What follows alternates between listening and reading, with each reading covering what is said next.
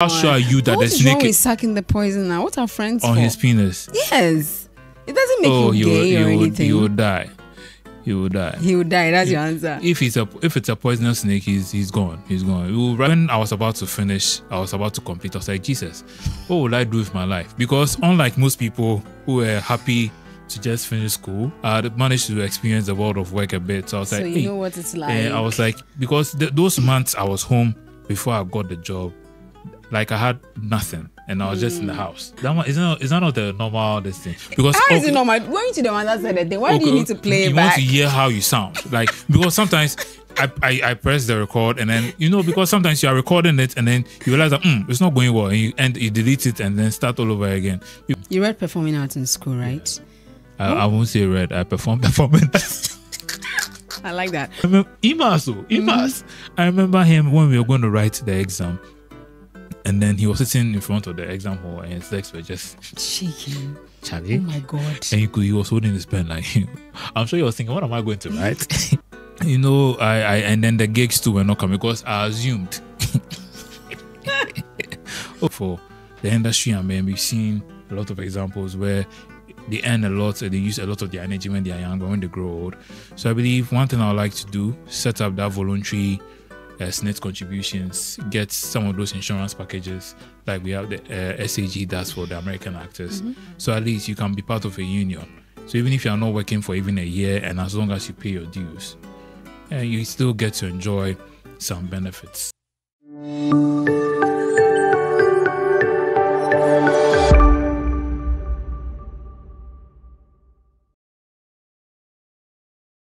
Hello everyone, welcome. My name is Garbrah. It's season 3. Can you believe it? 3 solid seasons of the Muse Talk, and you know how we do it over here. What are you doing?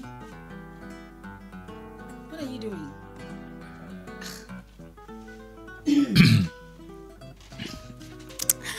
Hi, it's season 3 of the Muse Talk, and I am excited because I'm starting off with one of my good friends.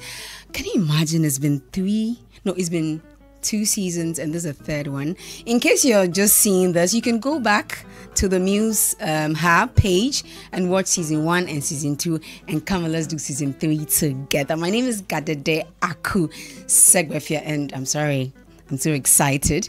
Don't forget that the Muse Talk is powered by the Muse Hub. And don't forget to like, comment, and share, please. I need your comments, I need your likes, and I need you to subscribe so that, we can start making some money, And your comments, let me know how it's going. Am I doing something right or am I doing something wrong? All these things help us to grow. And growth is very important. So before I introduce my guest, let's go for a quick break. When we come back, it's all fun here.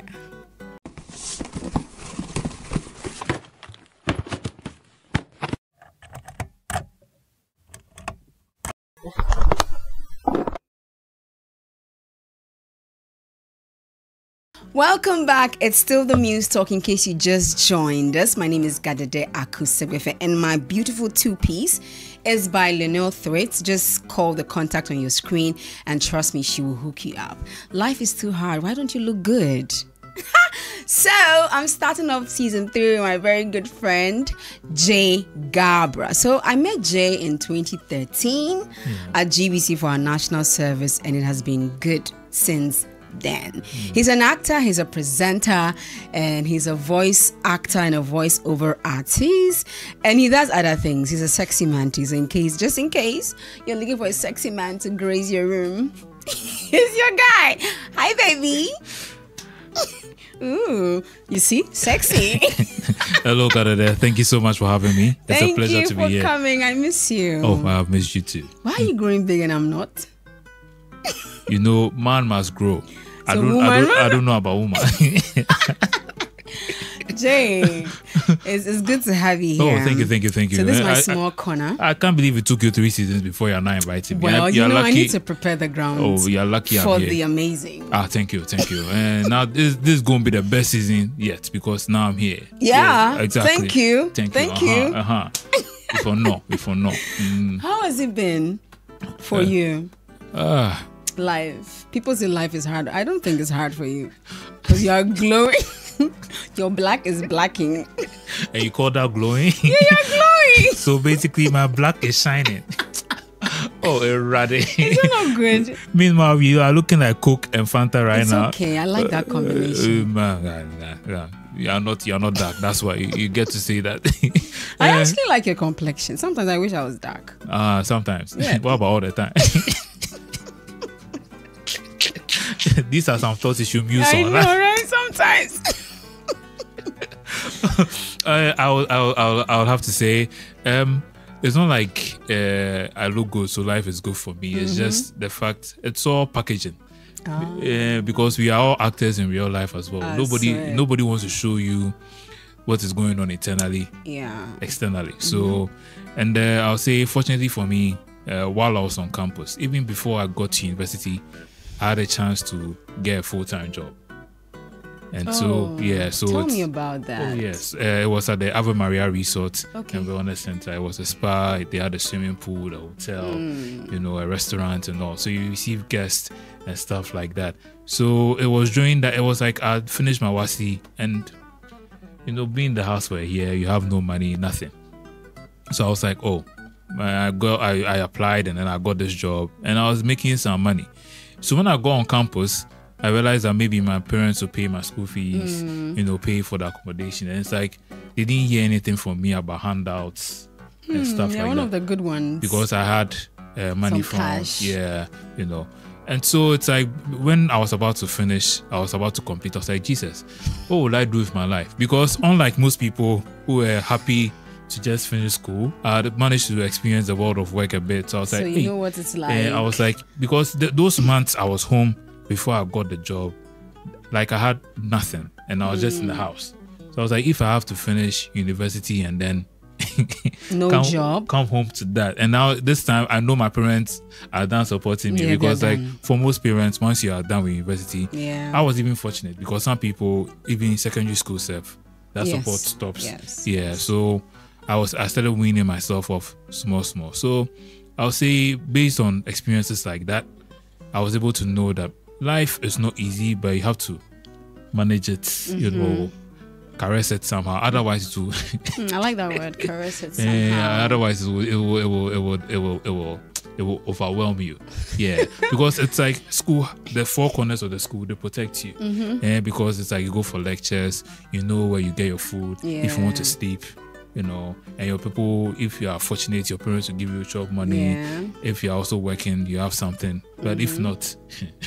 But I think you're one of the lucky ones because you got to experience how the job market is like before you went to school. And then after school, I'm sure you just have to go back to that experience and live, compared to someone who hasn't experienced that and is like wondering what's happening. And it's like it comes like as a shock to a lot of people where it's like, because I know this feeling where a lot of us are going to school and then we've been assured since we were young that once we are done with school, there's a job waiting for you. And it comes as a rude shock. You come out and then it's like, now you have to hustle. Like there's nothing waiting for you. You have to make your own way. And it's like, you're not the only one looking for the limited opportunity. So the competition is stiff, it's fierce, and you come and meet those who were there before you. And if you're not careful, other people who will complete later too will come and meet you still in the same place. And that's where life becomes some way. So it's not easy. But before getting the chance to work in a resort and university and everything, how was life for you before all of that? Oh, it was simple, carefree, and this one of the points I'll admit I was a nerd because you were. Yeah, I thought you were still a nerd. Continue. I'm sorry, but you're a sexy nerd. I like you. Is that supposed to comfort me? Yes. We are on camera, so I'll take it. Later on, I'll deal with that statement. So, because as young, when I was in class 3, I schooled in my neighborhood, and then my dad got a job in Tema.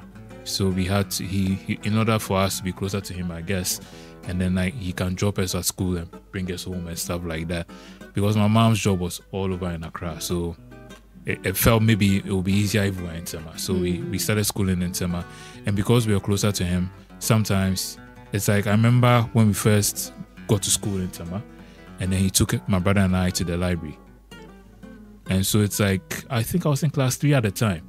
So it's like, I discovered the library. That's why I said I'll admit I was a nerd, because it's like my indoor life just started. You're looking at me like that explains a lot. Like, you're dead about boy. I mean, picking you from school, taking you to school, taking you to the library. No, but the thing is, he didn't always do that.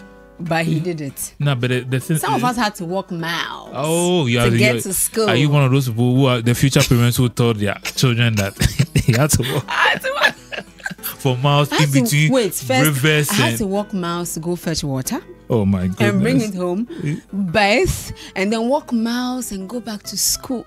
See, it's not easy. And what about the house chores? That 1-to-1. So you're one of the lucky ones. We thank God for that. But I'm sure there are even people who were luckier. But it's just that, and then I just remembered one of the reasons why he might have done that is where he was working, they have buses for the workers. So if you close your shifts, and the bus will take you to your neighborhood.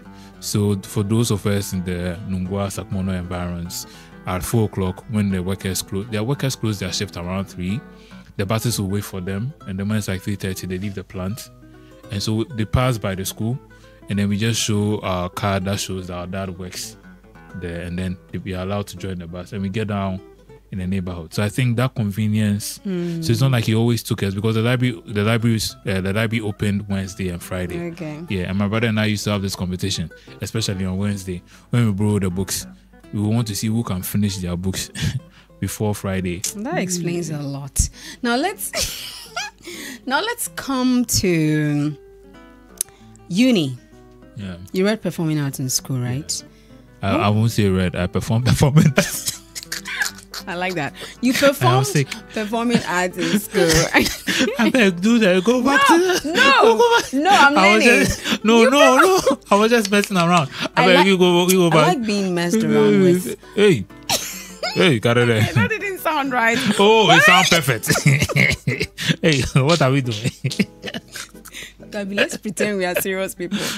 Did you have to say it like that? Nah, I can't stop laughing.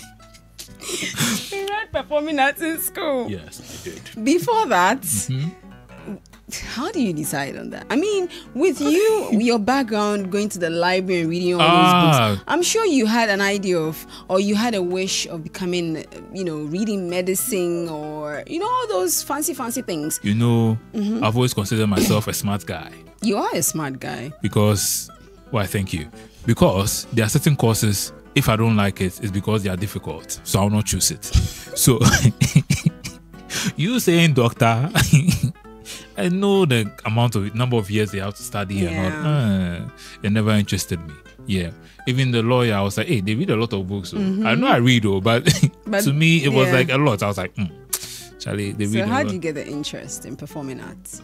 Oh, it's a funny story. I studied geography, elective maths, history, and economics back in secondary school.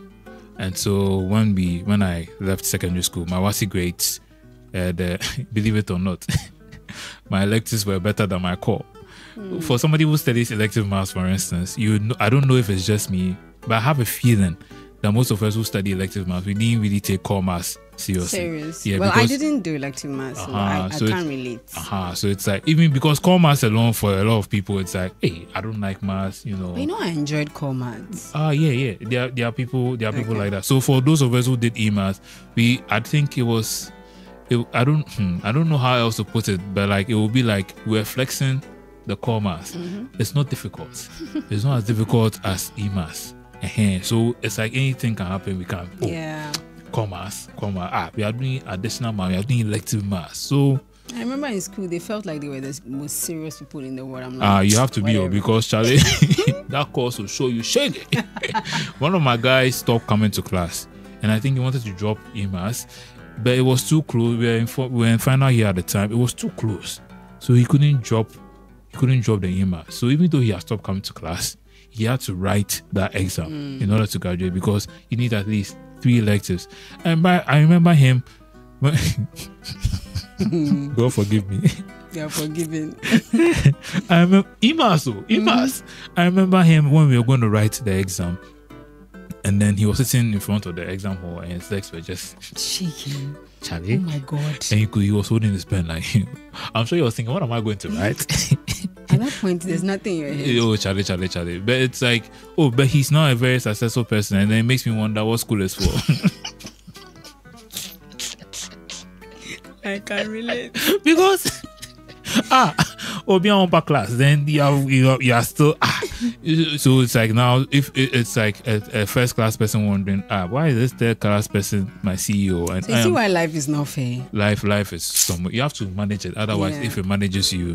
So it's when I did the geography, history, economics and EMAT. So when I was going to uni, I had a chance to choose geography, economics, history and political science, and so they gave me just two, which was the history and the history and it was not political science, psychology. Sorry, so they gave me the history and the psychology, and they took out the geography and the economics, and then they put theater arts and linguistics. Okay. So the thing is, I never chose it. They gave it to you. Yeah, they offered me. Okay. Yeah, they offered me those 4 courses, and I saw psychology in there. I saw history in there. I was like, reading subjects. It's fine. You can do it. That one day. So performing arts, it took me completely by surprise. Like I knew I love movies and music and stuff like that, but I'd never participated. So my first class, and Professor Martin also told us the story of Emily, where 2 prisoners of war were imprisoned in some tower, and then they saw one of the princesses, Emily, in the yard, and then it's like Palamon saw her first. I was like, whoa, our sight, what a sight. and it's like he said, come and look at this lady, and then our sight came and said, oh, what a beauty, I'm going to marry her. And said, hey, what do you mean you're going to marry her? I'm the one who saw her first. Yeah, and then I said, but I said it first. So it became that argument, and then it's like they were taken before the king. What are you talking about? You are prisoners of war. You are fighting over somebody who is free. So the way he said the story, and it's like, and then I had a chance to perform as a king, as a theater production. I was like, oh. Then from there, I think that's where the spark. You're like, this feels good. Yeah, it feels good. So the history, and at some point I almost dropped psychology. Oh yeah. So up till that time, you had no interest, nothing, no background in performing arts. No. I just enjoyed productions like that, like watching stage. If for instance, the Baby Goma and stuff are touring with the play and one of our reading materials and stuff like that. They come and perform for the school, the kids. And now, I watched a lot of movies, but I never really participated. Like even if there's a drama club or something, I'll be interested, but I'll never go for it. Sure. So it was uni that I actually performed, and so I guess that's the confidence came and everything. So 4 years of uni, and studying performing arts. How? Describe the feeling. I mean, dropping the courses as time goes on. How would you describe the feeling? It's once the theater took over, I knew by all means I'll end up with that one. Hey, this one, I guess by the time you will hear this, I guess I've already said it, but there's something about Lagos. I didn't want to do project work. So because the research and everything, so I told myself, even from level 100, like I read the course, like the school manual. I read it well, like how you can get your grades and everything. So I knew what I had to do, and I said, you know what, I'll do combined major. So I'll combine theater and another course, and then I don't have to do project work, and I'll save that one for masters. Okay, that's how it works in Legon. Oh yeah. I didn't attend Legon, so I don't really know a lot of the system there. So I don't know if they still allow people to do that. And because for a lot of people, it's like they do the major and the minor. So it's like once you combine, it's like you do electives in both the courses. But if it's a major and a minor, you only do electives in one, and then you leave. You just do the core for that one. But once you do the electives for both, that's when it's a combined. And I must say, I remember back in level 200, history is a reading subject, and my grades in level 100, the first semester was kind of good. So second semester, I hardly went for class. So when I saw the exam, the thing about the history that time was they taught us about Renaissance. Okay. And then other stuff in the European century, back in the European, I don't remember the era or whatever, like 1400s, whatever. And that's the thing about history. One thing I love, the dates never change. So for instance, if it's 6th March 1957, Ghana gained independence, and people think the dates are many and all. History past questions are the same questions because they are the same. History is history. It hasn't changed. It's still unless somebody comes to prove otherwise, yeah, fine. So I hardly attended lectures, and then so after the second semester exam, like the one topic I avoided, I was like, if the compulsory question, I know the areas I've learned, I know where I'll answer from. Can you imagine the compulsory question? All three, the one we were supposed to choose one from. They were all from the Renaissance era, and I didn't study it. Of course. So second year, as soon as we came, I never looked at the history department again. And that's how you drop a course. You don't register for it. I went straight to linguistics, theater, psychology. And then finally my history grade came out. And it was even better than my linguistics grade from I was like, It means I could have even, because I realized the reading part helped me. Because if I hadn't like read it at all and didn't have an idea, I would have bombed spectacularly. I remember leaving the exam hall that day. I was like, hey, I'm dropping this course. And sharp, because I knew I had written nonsense. And then he gave us 3 hours. So if you fail the course, you don't get to resit? Oh, no. At the time in Legon, level 100 was not scoring. Okay. So even if you fail, you can drop that course. Oh, okay. But yeah, and then it doesn't even feature in your GPA. So you're fine. Okay. Yeah, it's from level 200. That a lot of things change when I finish school. We thank God, thank God. Is faithful. God is good. God is good because Charlie. If it was this current system where they use IAs and all those exams and tests, I would have found myself wanting. So I'm sure you invested all your time in school doing performing art. Oh yes. Plays and stuff. Oh no, because once the bag gets you know how it is. It's like you can't let it go. Yeah. So it's like anytime somebody's looking for me, it's like I'm at the drama studio, in my desk production rehearsals, stuff like that. And they were quite intriguing because level 200, I was one of the few level 200 theater students actually performing. Everybody else was waiting for level 300. Where's compulsory? You have to do a production. But me, that's funny. Back in school, when I was in school, I see people. I had a few classmates who dropped theater arts, and they go and do courses like early childhood. I'm like, are you serious? You're choosing early childhood over performing arts? Yeah. Like, what do you want in life? To each their own. I know. It is what it is. It is what it is. You don't understand. I still don't understand. Like, how? They were not. They were because even when Prof said that story, it's like the way that story hit me, and then I decided to do my first production. For a number of people there too, he didn't do anything. What is this? I'm still dropping. But after school. Now the job market. Yeah. You're not doing theater or acting full time.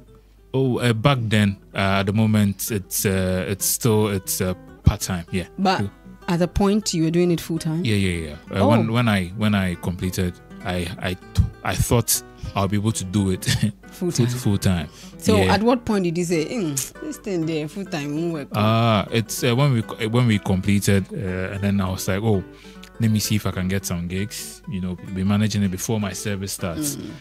And then so before my service will start, I went to work with Atlantis Radio, and then they were supposed to work on it, and then I'll work over there, but it didn't work out. And how do you call it? I told them I was going to do my service elsewhere, knowing that I can come back the next year and say that, oh, my service didn't work out, so let me work for you again. And then you apply, and then, but it's like I was home for a few months because I wasn't doing service, no money coming in. You know that feeling. I know. Yeah, so it's like, you know, I and then the gigs too were not coming because I assumed. They're like, they say I'm a great actor. Yeah. So any audition I go to, and I wasn't even getting auditions to go to. Like I didn't even great actor. I wasn't even hearing about them. So it's like I was just there. It's like, my savings were depleted. I was like, what's going on? So it's like I left school back in let's say so I was with Atlantis, and then when I realized the service didn't work out and I wanted to be home so that I can be, anytime an audition comes, I can go and audition. I told them I'm going to do my service and I left. So I was home for the next few months. I was like 2 or 3 months, and I realized that it ain't that easy. So of course I just went back to Ave Maria. Before you came to GBC for your service. Exactly. So I was there for over a year, you know, and then it's like, because I completed back in 2011 and I worked with Atlantis for a few months, and then September, October, I realized the service won't work and I left. Okay. So 2012, February, I realized Valentine's Day was coming. I don't have a jolly. I don't have. I don't have this thing. I don't have money too. So what's life? What's the use? And the acting gigs so on. I was like, what is this? And I can't just be there in the house. My money, and you know your parents too. It's like, we are done with school. They have forgotten about you. Yeah. It's like they're happy now. You have completed. Yeah. And you see, that's one thing I'm grateful for, because it's like for a number of people, they get some kind of pressure from their parents when the jobs are not coming.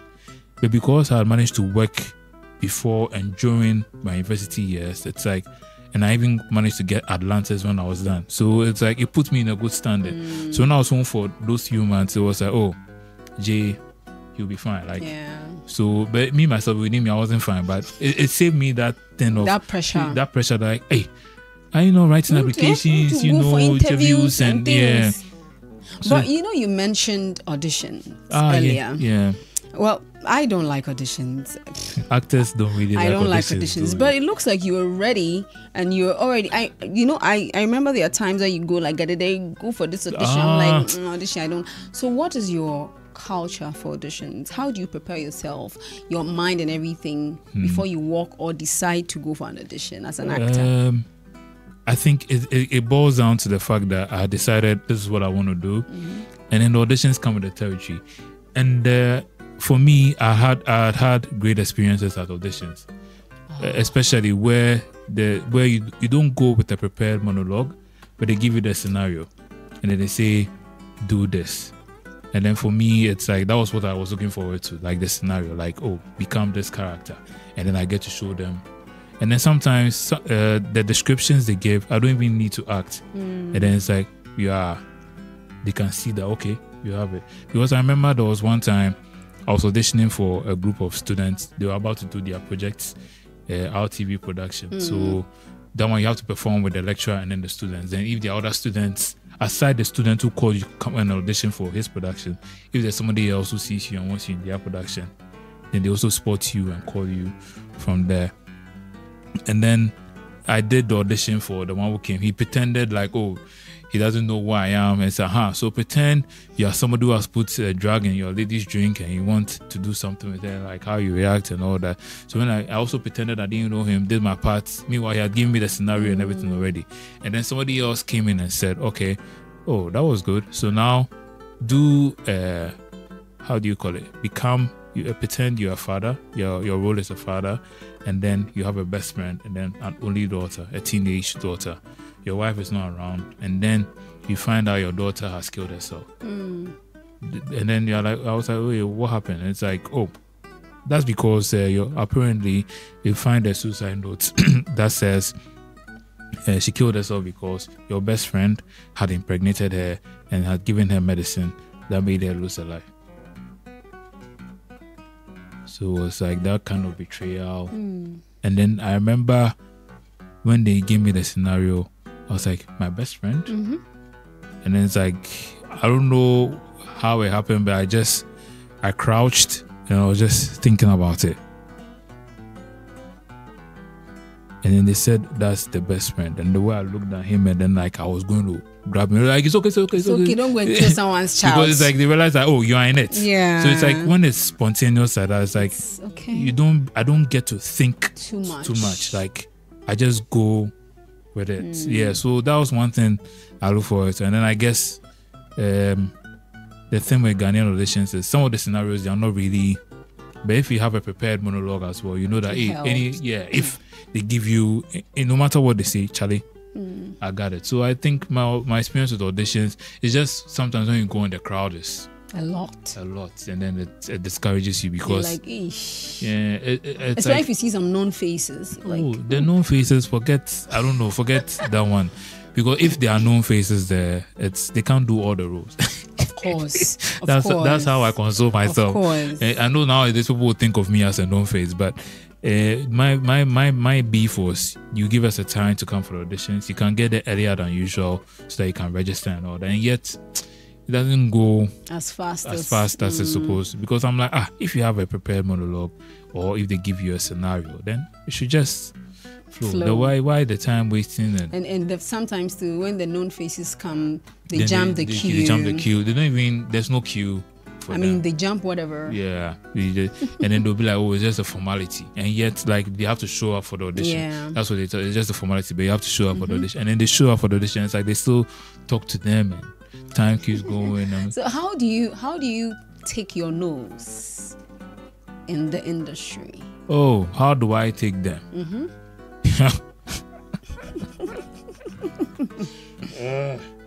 There's something, I don't know if you've experienced it before, where if you're in a relationship with a guy and the guy wants to break up with you, he doesn't say he wants to break up with you, and then he just goes to you, he leaves, he doesn't say anything, and now you're wondering, what's going on? He's not saying anything. Then you realize that with the time you spent apart, you realize that we are not together anymore. And that one said you have to even call and confirm that are we together? Or so basically that's the industry for me.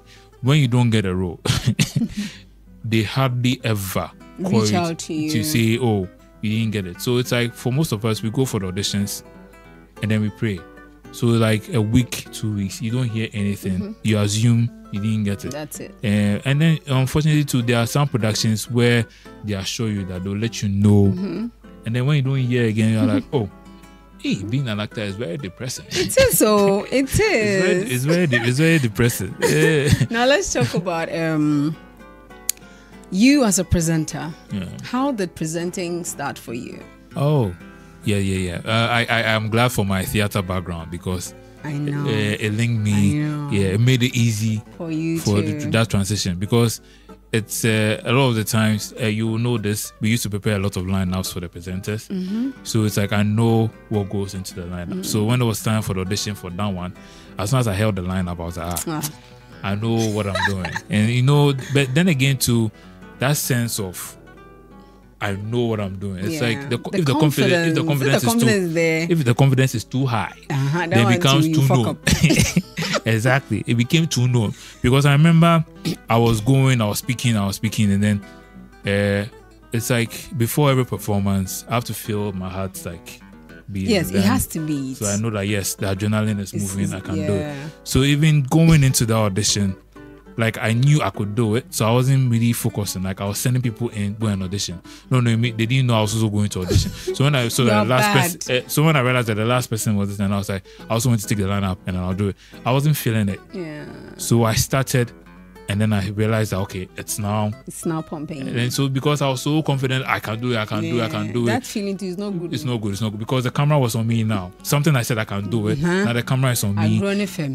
So I'm like, I'm going, and all of a sudden I can't feel any saliva in my mouth. Like it's so dry. Like I'm trying to speak, but like nothing. And then I stop, and then I'm disappointed in myself. I'm going, and then everybody's like, no, you're good. You're like, oh, continue. And I'm like, oh, so it was going well.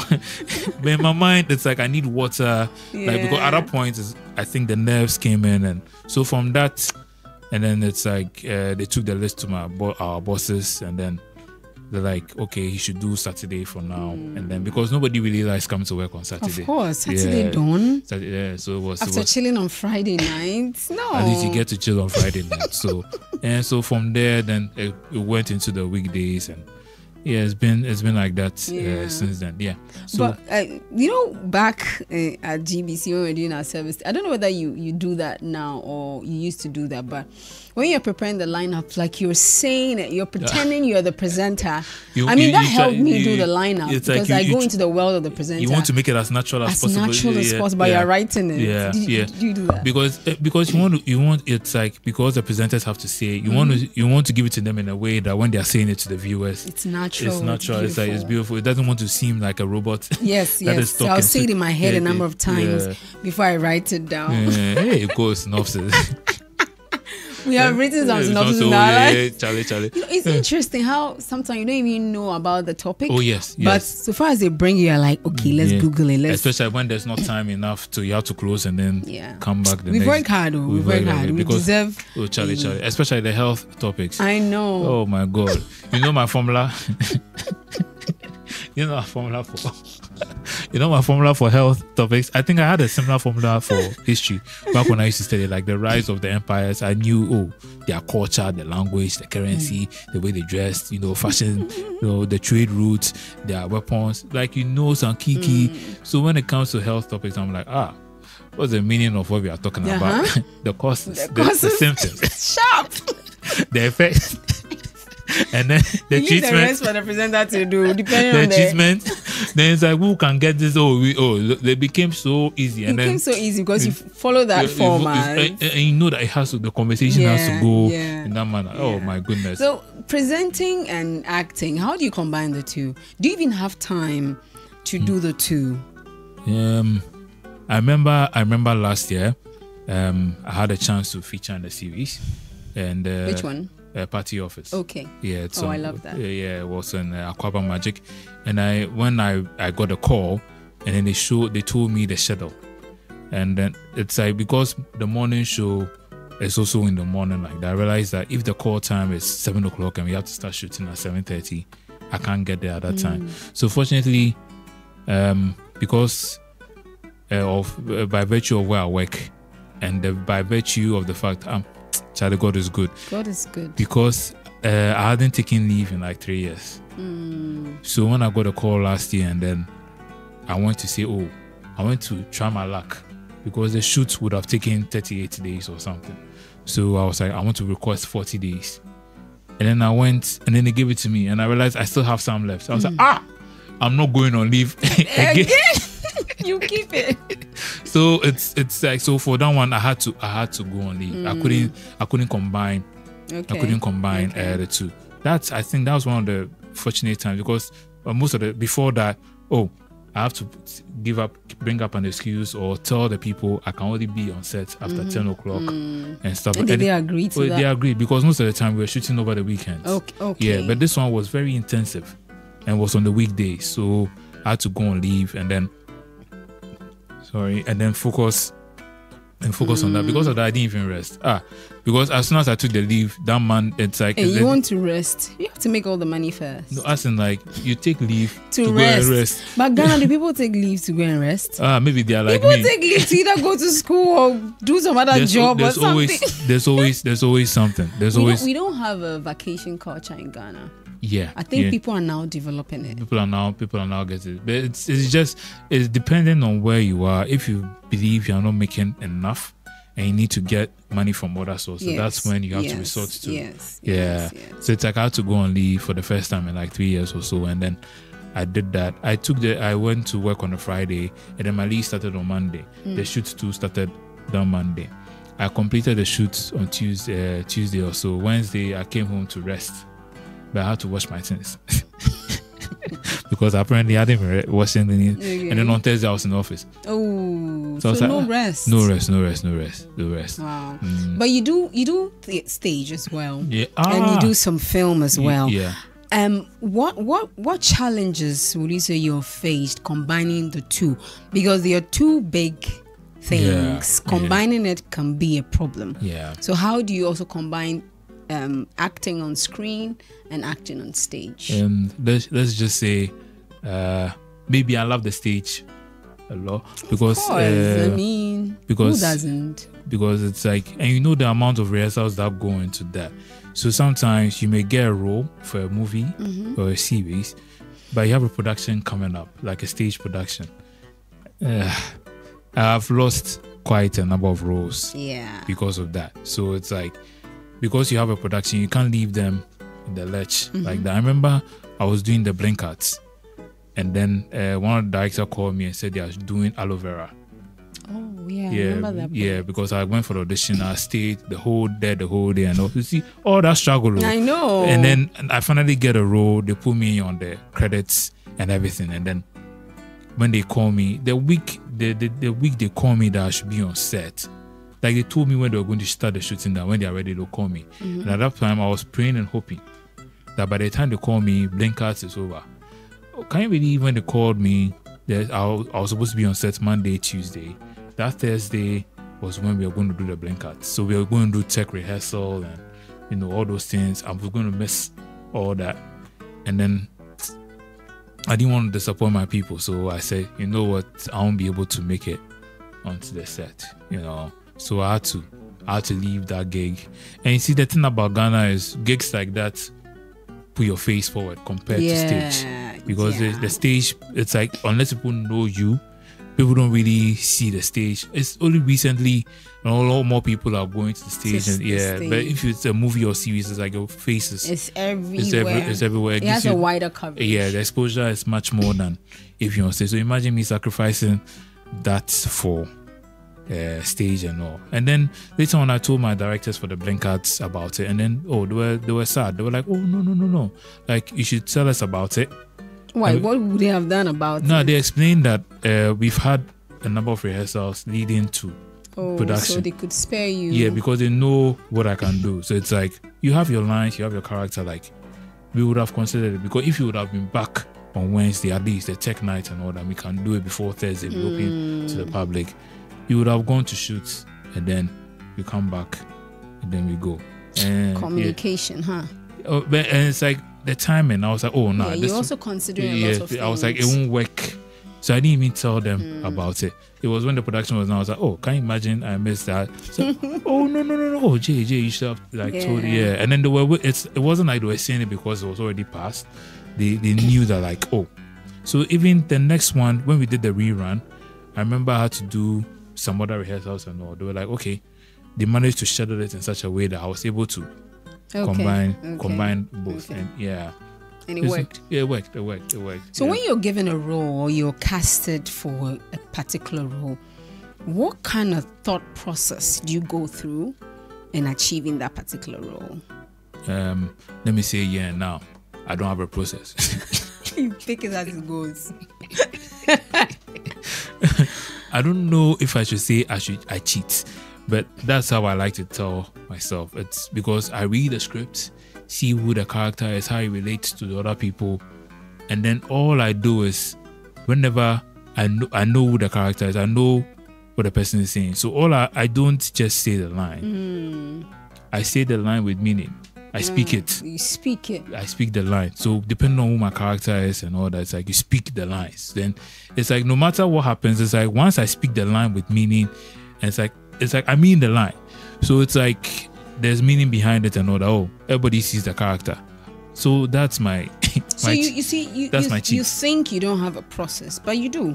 Yeah. You have to understand what you're saying. And that could be a process. And even in order to understand, I think your experience over the years also make it easy for you to pick up a script and read and understand, get the subtext and everything, and know what is demanded of you.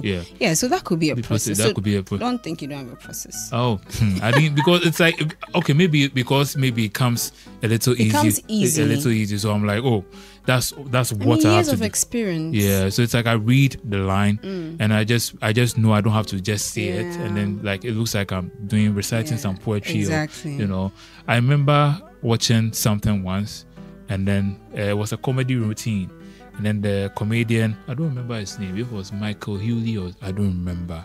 I'll try and get that later. And then he was doing his comedy routine, and then within that comedy routine he stopped. And then he asked one of the audience members what they do. And they said they're a choir director. And he was like, okay, if you're a choir director, oh, that means you direct music, sing Amazing Grace. And the guy sang it normal. And then now I want you to sing it like your brother has just been released from jail, your mother just died, and you just got into, you just overcome some abuse you remember from your childhood and stuff like that. And now sing that same song with those thought processes. And it's like it was a different, of course. And then like the audience, like, wow, like beautiful. Yeah. And he was like, the first time I told him to do it, he knew what he was doing, so he just did it. But now when he knew why he was doing it, like now the meaning behind it. So I guess maybe I'll say that's my process. Yes. Yeah. Like why. I know what I'm doing, but when I see the lines, I know the character, I know what I have to do, I know why the person has to behave this way, so I know how to play that character. So it's not me you see delivering those lines, like, and the meaning comes out of that. So once you know your why, you can walk in your purpose so easily. I remember that lesson so well. It's a very strong lesson. I think every acting student or actor must be able to relate with this, because that's it. If you want to explain acting to somebody, I think that's it. Like, that's this is what it is. Yeah, because once you know your why, the what becomes so simple. Yeah, like, because sometimes they can give you a scenario, go and do something. The first time you go and do anything, and then it's like, oh, become a trader, and it'd be like, tin tomatoes, tin tomatoes. You're just playing with it. Now, why are you selling tin tomatoes? And then they can tell you that, oh, now the tin tomatoes you're selling, that's what you're using to take care of your 3 kids in university. The passion you're using selling that. You have to, your landlord is on you, the school is on you to pay your children's school fees. It's like you need to buy food for the family. So it's like, no matter what, you need to sell all those tin tomatoes. Like, now, how would you sell it? Seriously. Would you still go with it? Tin tomatoes, tin tomatoes. I think this is it. A lot of directors must use this scenario. This scenario, and I think they'll get a lot. Once they give you the why, it's like you won't just go and say it like that. So it's like once you know your why, the what, it becomes so easy. I know you've answered a lot of questions about challenging roles, but I'm not going to ask you about challenging roles. What role has come to you, so, like they give you the like, this is so easy, I can do it? Oh, those authoritative roles. Where you have to be like so you're authoritative? Oh, unfortunate with my voice. And you see, when I said I have to speak the words with meaning, it's like I have to go there, be this imposing person, and then be like just speak. Exactly. And that one day it comes naturally. It comes so easily, and then people see you in real life and they're like, you're so playful. Exactly, like you can joke and everything, but your face, and it's like your face. It's like, I have a serious face. You have a serious face. I have a serious face, but with the glasses and all, but inside, your hairline. If you know me, you realize that this guy. He crazy. But I'll be walking like a serious person, and then it's like once people know me, say something, and I smile or something, like then you can see the mischief. Like, hey, is that the same person as I've been in town? Oh, yeah, serious. And you see, that's unfortunate. I don't know if it's fortunate or unfortunate. It's like I don't even realize I'm doing it, because sometimes some people want to approach you, but they see your face and like, let me pass. This person is a CEO. I remember one time one of my lecturers in psychology did the same thing. It's like his face is very serious, and then I noticed somebody went to speak to him, and then the way he smiled and spoke to that person, I was like, hey, you smile. So it's like this is the transformation. So it's like I try to, and I noticed that thing with Uncle Lebo as well. He has a serious face. But when you go and speak to him, and then he's relating to you and you see there's a lot of humor in this place, and you know where it's coming from. Like this guy is also a master. Like he's a funny person, and then he'll be laughing with you and all that. It's funny. He can finish laughing with you and everything. Then he tends to go to his office or something, and then it's like a resting. What do ladies call it? Resting bitch face. It's like it's not intentional, but I don't think I have a resting. It's like that's how my face is. Now we are moving to one of my favorite segments. Yeah, the way you're. I love this segment. Is it a favorite for me too? You would love it. I know you would love it. But we'll take a quick break. When we come back, fan questions. Yo, it's Ayubu Adam. You know, you are watching the Muse Talk. Sharp. Hello, I am Etia Henny. You are watching the Muse Talk. Hello, my name is Philippa, and you are watching the Muse Talk. Stay tuned. So our elders say you cannot convince a fly that honey is sweeter than feces. You are watching the Muse Talk. Yo. What's up? My name is Nasi Ugly, NATTYOGLI. And you are watching the Muse Talk, Bolly. Oh, boy. Welcome back. It's still the Muse Talk, and my guest today, Garbrah. We've been having a very interesting conversation. You know, I really love this dude, huh? I really do. I love you too. Now, I'm going to ask you some fun questions. I should have known it was a setup. No. And I fell for it. No. Hook, line, I and genuinely sinker. love you. Oh, yeah, right. Okay. So let me see, which one will I ask you first? Oh, okay. The first question. No, I want to shuffle it. So my very first question: if your best friend's penis is bitten by a snake, will you suck the poison out? Take a moment to think about it. I don't need a moment. You will die. Your best friend. You will die. At the point of death. You will die. Are you serious? He will die. You're not a good friend. What was he doing Just without suck his it out. boxers I mean, or suck what out? Maybe you were swimming naked in Where did that snake come from? No. How sure are you that what the is wrong snake with is sucking the poison now? What are friends on for? his penis? Yes. It doesn't make you gay or anything. He will die. He will die. He will die. That's your answer. If it's a poisonous snake, he's gone. He's gone. We will rush him to the hospital. And if he doesn't make it, that one. Yeah, I mean. I'm mean saying. I mean what I'm saying, but I'm not mean. Okay. How are we even sure the snake is poisonous? Please, Then how will I go and suck something for? That it's poisonous. Imagine sucking that and the person becomes aroused. And what does that make? How will he be aroused? He's dying. Please ask Rick. If he's aroused, he just. Let's move to the next. Ask Rick Viptons. That's one thing they tell us about. Like we have to educate people about the fact that it looked like they orgasmed or something doesn't mean they enjoyed it or something. It's still You're rape. just helping a friend out. Come on, take life easy. Yeah. My next question. Take life You easy. know- You suck it. Oh, I mean, I don't mind. Oh, of course it is easy. Can I flip the question? No, I get to ask. You don't get to ask. So before making a voice note, do you rehearse what you say? Oh yes. Oh wait, hold on. Like a voice note for like WhatsApp. Or Yeah, like, WhatsApp voice notes. Do you rehearse? And after rehearsing, when you do it, when you do the voice note and you send it, you play to hear what you did.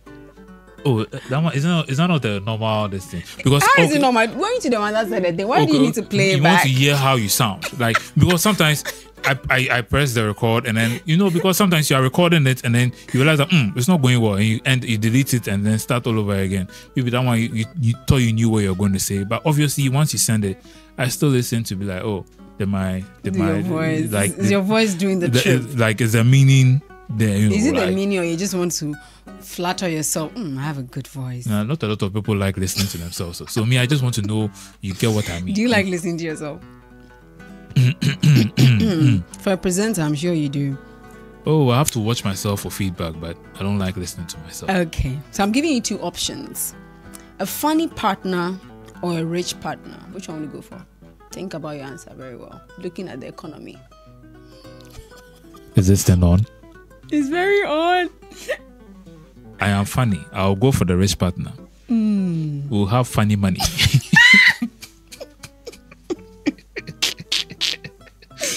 You're a gold digger, you. Me, mom. I don't have to dig. The person is there. Yeah. Will you date yourself? I'm sure you do that already. Will you date yourself? Oh, I'll find somebody who is the opposite. Yeah. No, will you date yourself? Oh, you find someone who is opposite. Yeah. So you won't date yourself. This is your current state. No, I won't date myself. Why? I'm too You're boring. boring? I'm boring. So do something about your life if you know this is even easy. That's why I'm saying I'll date someone who is the opposite. So if I meet the opposite, yeah, exactly. That's why I won't date myself. It will be the opposite sex. No, but if you have questions like this in your mind and you know the answer, it's for you to work on yourself. Like, oh, I'm too boring. Okay, let me work on myself so that Because the way you think you are boring, that's the same way someone will think you are boring. Don't go and stress anyone's daughter. But hold on, no. I'm just saying I like being indoors and also if I get the opposite, somebody who likes to go out and stuff, it's fine. Being indoors too is fine. You can watch movies and stuff like that. Okay. I want you to give me 2 truths about yourself and 1 lie. For example, two true things about yourself and 1 lie. Or should I do 2 lies and 1 truth? No, 2 truths. I mean, I know you're a good person. 2 truths. 2 truths and 1 lie. I'm going to make this. I'm trying to think of something that I'll make it as confusing as possible. So the first one, I am single. Everyone knows. Relax.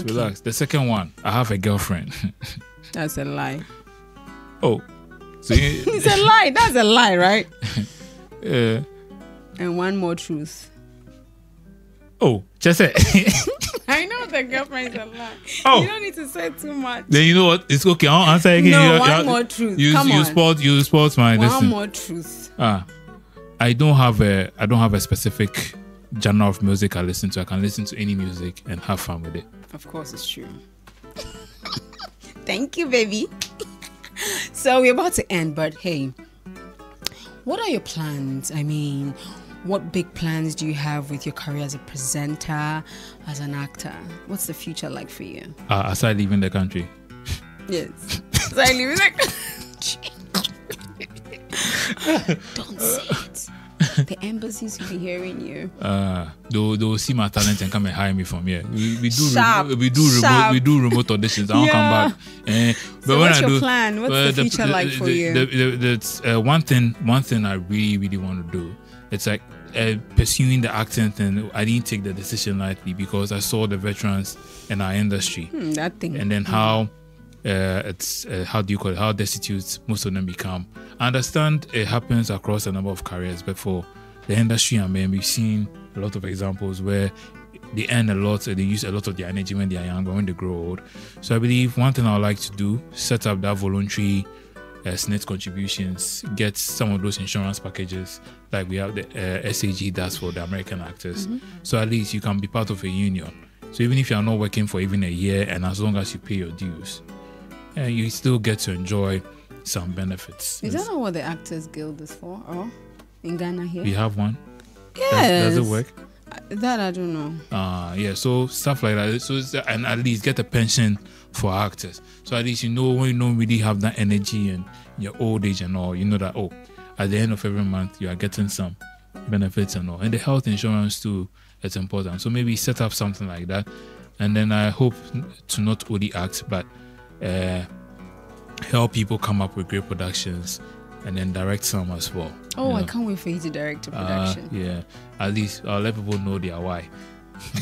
And not yes, their, I mean, with what. that mindset, I'm sure you can direct. Yeah, so once you know your why, they'll be fine. Yeah. You know, sometimes you be acting, the director will be trying to let you get the thing. You're not getting it. They are not Just able to tell tell you me exactly. my why. They're able to, and so for directors, some of them too, they don't like acting, but they know how to direct the actor. So if they're not able to, and you know we don't like that thing where it's like a director has to act for you to get. Yeah, I mean they don't like it because they feel you do the same thing. They don't want you to do the same thing. Yeah, so it's like, and so they can't really do it for you. But if they're able to tell you, then yeah. Thank you so much for coming, J. Garbrah. Thank you. I really enjoyed my time with you. Yeah. You have any final words? You want to share your socials? Oh yes. I'm at J. Garbrah everywhere. Yes, at J. Garbrah. If you go on the Instagram, TikTok, wherever it is, X. Yeah, you can follow me there. For some reason, I prefer the GTV boy, but yeah. Some of them have that GTV boy. Like that's instead of putting J. Garbrah there, I've written that GTV boy. Yeah. But the at is always at J. Garbrah. Yeah, you can even search that GTV boy Facebook, and all, it will still come out. But at J. Garbrah. Very simple. Yeah. Thank you so much for sticking around with us and listening to our, I know it's interesting, our interesting conversation. My guest today, actor, presenter, voiceover artist, voice actor J. Garbrah, graced our studio and we had a good time. This is the Muse Talk powered by the Muse Hub. Please don't forget to subscribe. I really need it. Please, I beg you, okay? If you want me to feed on a regular and look this cute on a regular, please subscribe, okay? And leave your comments because we need to know we are doing the right thing or we are doing something wrong. I mean, the comments help.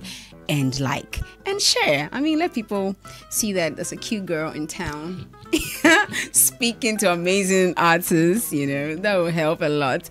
And my beautiful two-piece is by Lenore Thrift. Their numbers will be on the screen. You can call them and get yourself this amazing two-piece. They also deal in beautiful shirts and skirt suits, things for the office basically. Life is hard. Why don't you look good? Thank you very much. My name is Gadede Aku Segbefia. Goodbye.